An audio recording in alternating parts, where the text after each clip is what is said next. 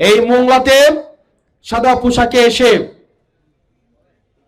একজনকে বাসা থেকে তুলে নিয়ে যাওয়া হয়েছে আজকে 3 মাস, তাকে আর ফেরত দেওয়া হয় নাই। এই গুমের ঘটনা 24-এর পরে বিএনপি সরকারের জন্য একটা কালো অধ্যায় হিসেবে সূচিত হলো। কারণ অন্তর্বর্তীকালীন সরকার বলেছিল গুম কমিশন করার জন্য, মানবাধিকার কমিশন করার জন্য।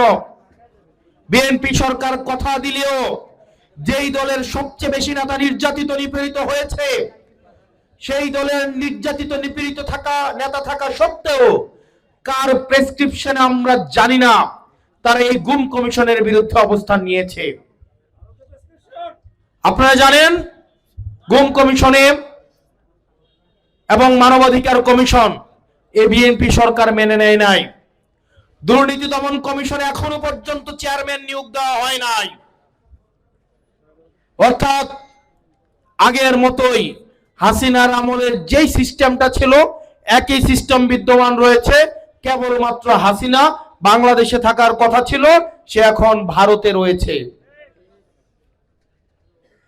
আমরা হাসিনারও বাংলাদেশ থেকে বিতাড়ন চেয়েছিলাম, একই সাথে সাথে হাসিনা ব্যবস্থারও বাংলাদেশ থেকে স্থায়ী বাংলাদেশ থেকে পতন চেয়েছিলাম। অত্যন্ত পরিতাপের বিষয়, বিএনপি সরকার হাসিনা কাঠামোটাকে অত্যন্ত সযত্নে, খুবই আন্তরিকতার সাথে, মায়া মহব্বতের সাথে বিভিন্ন ফর্মুলায়, বিভিন্ন সূত্র দিয়ে, ঐতিহাসিক রেফারেন্স দিয়ে সালাউদ্দিন সাহেব হাসিনার এই সিস্টেমটাকে এখানে টিকিয়ে রেখেছেন। মনে রাখবেন, এই সিস্টেম যদি টিকে থাকে আবার কেউ না কেউ অবশ্যই হাসিনা হয়ে উঠবে।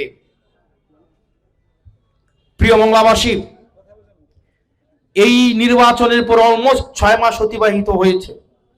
এই 6 মাস আপনাদের কি কারো কর্মসংস্থান হয়েছে?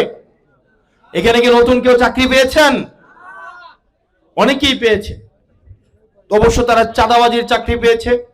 নতুন টেম্পু স্ট্যান্ডে তাদের নতুন 2টা ঘাট দখল করেছে, হয়তো ঘের দখল করেছে, অথবা টেম্পু স্ট্যান্ডে নতুন করে দায়িত্ব পেয়েছে, হাত বদল হয়েছে, তারা অবশ্য চাকরি পেয়েছে।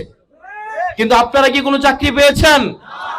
সরকার বলেছিল তারা 5 বছরে 1 কোটি লোকের কর্মসংস্থান করবে। 1 কোটি লোকের কর্মসংস্থান যদি করতে চায় তাহলে প্রত্যেক মাসে অন্তত 1.5 লাখ কর্মসংস্থান। এই 6 মাসে অন্তত 10 লাখ কর্মসংস্থান হওয়ার কথা ছিল। একটা কর্মসংস্থানও আমার বাংলাদেশের মানুষ পায় নাই।